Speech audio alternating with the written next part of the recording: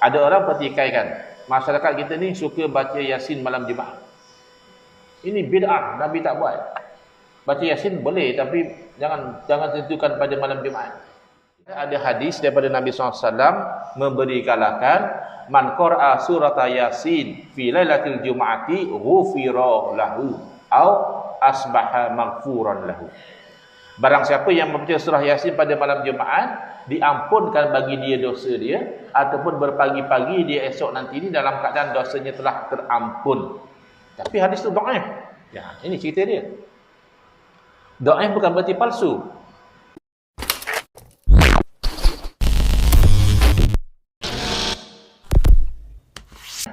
Sebab ada orang dia kata macam tu. Loh, susah-susah ambil hadis dhaif buat apa? Yang sahih berlambat. Yang sahih pun tak teramal, sibuk nak ambil yang dhaif. Bukan macam tu, bang. Bukan konsepnya macam tu. Yang sahih memang kita terima. Tapi kamu nak buang yang dhaif, bukan logiknya begitu. Jadi saya nak bawa logik kenapa ulama masih mengamalkan hadis dhaif dalam skop tertentu. Baik. Kalau puan-puan memandu di highway pada hari hujung minggu yang kereta tak banyak, dan ada tuan-puan pandu pula kereta-kereta yang powerful, ya, BMW, Mercedes, bahkan Lamborghini, Ferrari dan sebagainya. Agak-agak yang sedap ni ikut speed limit ke tak hirau speed limit. Jalan clear. Bawa Ferrari, bawa Lamborghini, takkan nak bawa 110. Maka masa tu lenjanlah, ya, 108, 200 misal.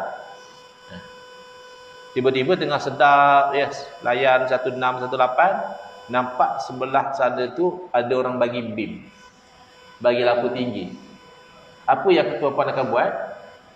Slow down. Slow down. Baik, kenapa slow down? Kerana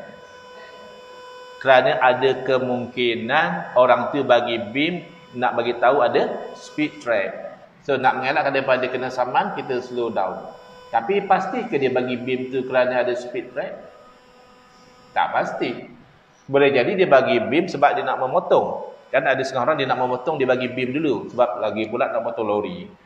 Kena lori ni blind spot, tak perasan, dia ke tengah, naya aku. Baik aku bagi beam dulu. Ada orang bagi beam sebab dia perasan belah sana ada kawan dia. So dia bagi beam, nak isyarat, weh, hai, di mana? Tak sembang lah, tapi perasan lah, aku perasan hang lalu.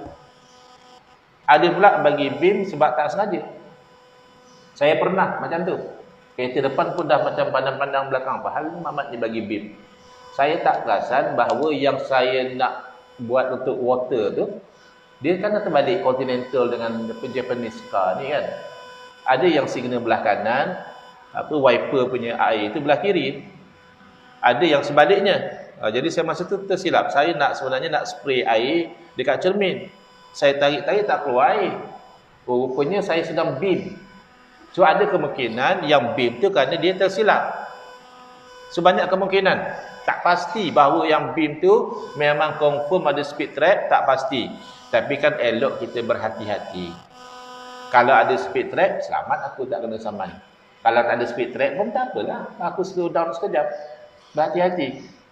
Maka itulah yang logik di belakang para ulama membenarkan kita beramal dengan hadis dhaif dalam skop tertentu, iaitu fadail. Saya ambil contoh, ya.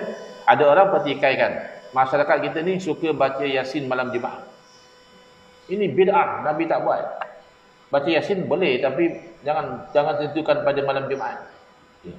Siapa yang tentukan? Tak ada orang yang kata baca Yasin mesti malam Jumaat.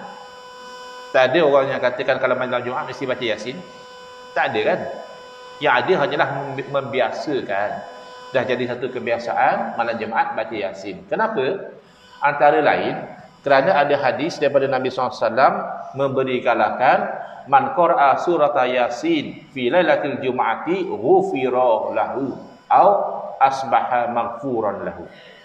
Barang siapa yang membaca surah Yasin pada malam Jumaat, diampunkan bagi dia dosa dia, ataupun berpagi-pagi dia esok nanti ni dalam keadaan dosanya telah terampun. Tapi hadis tu dhaif. Ya, ini cerita dia. Dhaif bukan berarti palsu. Hanya ada kemungkinan daripada Nabi SAW, ada kemungkinan tidak. Maka atas rasa berhati-hati, baca. Kerana hukum baca Yasin dah pasti. Yasin kan daripada Al-Quran. Baca Al-Quran hukumnya apa? Sunat. Baca Quran dapat pahala. Tak baca, taklah berdosa. Ya? Maka baca Yasin malam Jumaat, hukumnya sunat. Malam Rabu, sunat. Malam Selasa, sunat. Secara umumnya, semuanya sunat. Bab baca Quran. Tapi kenapa kamu lebih fokus kepada malam Jumaat? Kerana ada kemungkinan itu hadis daripada Nabi SAW, saya dapat pengampunan dosa. Selain daripada dapat pahala baca Quran, dapat diampunkan dosa. Jadi kalau tidak pun saya dapat pahala baca Quran. Kalau betul Nabi SAW bersabda macam tu, saya dapat pengampunan dosa. Berhati-hati. Dan yang kedua, kerana mengharapkan amalan yang dikasihi oleh Allah, ahabbul a'mali ila Allah adwamuha wa in qalla. Sekasih-kasih amalan kepada Allah yang paling berkekalan, istiqamah, konsisten, walaupun sedikit. Sebenarnya kita baca Yasin malam Jumaat tu sikit. Kok orang rajin baca Yasin tiap-tiap malam. Dan kita baca Yasin malam Jumaat tu sikit. Kalau orang rajin bukan Yasin jadi baca. Al-Kahfi, Al-Mur, Al-Waqi'ah, macam-macam lagi dia baca. Tapi oleh kerana kita ni bukanlah malas, tidak juga, tapi kurang rajin. Maka kita pun bacalah Yasin malam Jumaat. Sepatutnya tiap-tiap malam kita baca Yasin. Nak baca Yasin 2 kali sehari pun bagus. Kerana Quran. Tapi kenapa kita masih konsisten? Kod-kodlah itu termasuk dalam sekasih-kasih amalan kepada Allah adalah yang paling berkekalan. Mana kita konsisten, mana jemaat baca, wa in qalla, walaupun sedikit, tapi Allah kasih. Kasihnya di mana? Kerana istiqomahnya kita melakukan kebaikan tadi. Ini cerita dia. Baik. Kenapa pula tadi Ustaz kata hadis tu sahih, tak diamalkan? Tapi hadis tu dhaif diamalkan, kenapa? Hadis sahih tidak diamalkan antara lain kerana ada hadis lain yang lebih sahih atau sahih juga yang disokong oleh dalil-dalil lain yang menunjukkan bahawa isi kandungan hadis itu telah dinasahkan. Contoh ada hadis sahih yang mana menunjukkan bahawa siapa yang berbekam ketika berpuasa, maka bekam dia itu batal, puasanya batal. Berbekam ketika sedang berpuasa menyebabkan puasa itu batal. Hadisnya sahih. Tapi tidak diamalkan. Mazhab Syafi'i tak amalkan hadis tu. Macam mana mazhab Syafi'i tinggal hadis sahih? Kerana ada hadis yang sahih yang menunjukkan bahawa Nabi SAW berbekam padahal baginda dia berpuasa. Berarti yang mengatakan batal telah dinasahkan. Ataupun hanya khusus untuk orang yang kalau dia berbekam dia tak larat nak puasa. Adapun orang yang berbekam dia boleh puasa macam biasa, tak batal puasa dia. Jadi ada sebab-sebab hadis tu sahih. Tapi apabila ditimbangkan dengan hadis yang lain yang juga sahih, atau ayat suci Al-Quran atau hadis tu sahih tapi maknanya tu ada kemungkinan begini begitu, maka tidak diamalkan. Tapi hadis tadi dhaif, diamalkan. Kenapa? Kerana tak bercanggah dengan apa-apa. Misal sebagai contoh tentang baca Yasin malam Jumaat. Kalaulah tiba-tiba ada hadis yang melarang, jangan baca surah Yasin pada malam Jumaat. Contoh saja kita tak jumpalah hadis macam tu. Tapi contoh saja. Ada hadis yang mengatakan jangan baca surah Yasin malam Jumaat. Cek hadis tu sahih. Maka automatiklah yang cerita tentang fadilat baca Yasin tadi kita dah tak amal lah. Kerana hadis sahih larang. Sekarang ni baca Yasin malam Jumaat tidak ada yang melarang. Dan ada kemungkinan diampunkan dosa. Maka diamalkan atas dasar berhati-hati. Kalau-kalaulah memang betul Nabi SAW bersabda demikian, kita dapat fadilat diampunkan dosa. Kalaulah sebenarnya dari segi hakikat bukan hadis Nabi SAW, maka kita masih lagi dapat pahala baca Yasin. Ini kebijaksanaan para alim ulama. Kenapa mereka membenarkan bahkan menggalakkan mengamalkan hadis yang dhaif dalam fadilat, menggalakkan dan juga menggerunkan. Mencabar sikitlah kuliah bulan puasa ni, kan ngantuk. Macam mana Ustaz tahu? Saya pun macam tu juga. Ini kalau saya yang duduk depan dengan kuliah pun saya rasa saya tidur juga. Tapi sebab saya belum dapat lagi skill tidur sambil bercakap, belum dapat lagi skill tu. Itu yang jadi tak tidur. Kalau saya yang dengar orang bercakap, terlelap juga saya. Ya. Itu tak apalah. Moga-moga ganjaran lebih besar. Kerana effort untuk cuba mendengar penyampaian ilmu walaupun struggle dengan mengantuk dan sebagainya. Baik, tapi kesimpulan yang kita dapat faham di sini adalah semata-mata hadis itu dhaif tidak menjadi sebab ianya ditolak. Lebih-lebih lagi kadang-kadang hadis dhaif itu dah dikuatkan.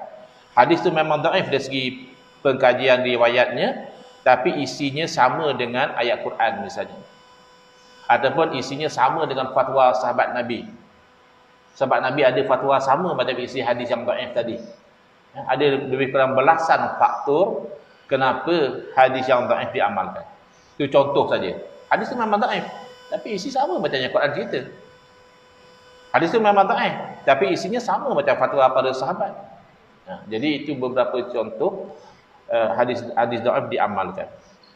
Jadi secara penutupnya, sebagai kesimpulan, pembahagian hadis yang diterima adalah hadis yang sahih, yang hasan dan juga yang dhaif. Tapi dhaif ni penerimaan itu dalam skop tertentu, bukan dalam semua perkara. Sementara hadis yang ditolak adalah hadis maudhu' dan juga yang seumpama dengannya, itu tak boleh bahkan tak boleh nisbah kepada Nabi SAW pun. Hadis maudhu' sebenarnya bukan hadis. Cuma saya pernah terangkan dahulu, hadis yang palsu tidak berarti amalannya palsu. Jadi ada orang mengerti lenting lah, marah, tapi ustaz ni mengarut lah, bela hadis palsu. Siapa yang bela hadis palsu? Hadis palsu tak boleh dibela. Tapi hadis palsu tidak berarti amalannya palsu. Saya saman orang yang apa tu, yang mengatakan saya buat kempen bela hadis palsu. Sebab tu fitnah. Dan alhamdulillah mahkamah keluar perintah untuk beliau mohon maaf. Ya. Dia tak faham. Yang kita maksudkan begini. Contoh ya, ada hadis palsu tentang fadilat solat tarawih. Ya. Siapa solat tarawih malam pertama sekian besar pahala dia. Siapa yang solat tarawih malam kedua macam ni pula pahala dia. Sampailah malam yang keberapa, hadis itu palsu. Maka haram kita meriwayatkan kecuali kita nak bagi tahu hadis itu palsu. Dan haram kita nisbahkan, kita kata Nabi SAW bersabda, siapa yang solat tarawih pada malam pertama, haram, dosa besar. Tapi adakah amalan solat tarawih itu palsu? Kita tak usah solat tarawih hadapan ni, pasal hadis itu palsu. Hadis itu yang palsu. Solat tarawih tak palsu. Solat tarawih sabit dengan hadis-hadis yang lain. Itu ceritanya. Itu yang kita nak terang. Ya, ada hadis palsu atau dhaif jiddan tentang fadilat puasa pada hari tarwiyah. Apa hari tarwiyah? 8 Zulhijjah. Maka jangan kita menisbahkan kepada Nabi SAW riwayat yang palsu tadi. Tapi sunat tak puasa hari tarwiyah? Ya sunat. Kerana termasuk dalam 10 Zulhijjah, hari yang digalakkan kita berpuasa. Sama juga ada hadis-hadis yang palsu tentang fadilat berpuasa pada bulan Rajab. Maka jangan kita meriwayatkan hadis-hadis palsu tadi kecuali nak beritahu ke orang ini hadis ni palsu. Jangan kita nisbahkan kepada Nabi SAW. Jangan kita kata confirm inilah fadilatnya kerana hadisnya palsu. Tapi puasa pada bulan Rajab ya sunat. Kerana bulan Rajab termasuk bulan haram. 4 bulan haram tu memang digalakkan kita banyak ibadah, antaranya puasa.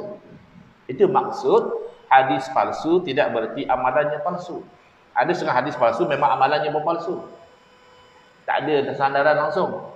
Tapi macam tadi hadis palsu tentang solat tarawih tak palsu. Hadis palsu tentang puasa tarawih tetap sunat. Hadis palsu tentang fadilat puasa bulan Rajab tetap sunat. Itu maksud yang nak diterangkan. Tapi ada orang gagal faham. Gagal faham satu hal, dia menyebarkan fitnah pula, itu tak betul lah. Jadi alhamdulillah selesai kita bab yang keempat. Nanti insya-Allah kita akan masuk ke bab yang kelima, yang itu tajuk yang sangat penting, makna ibadah. Ini ada kaitan tentang tauhid dan syirik. Itu serius. Bab tauhid syirik ini benda yang kita kena faham betul-betul.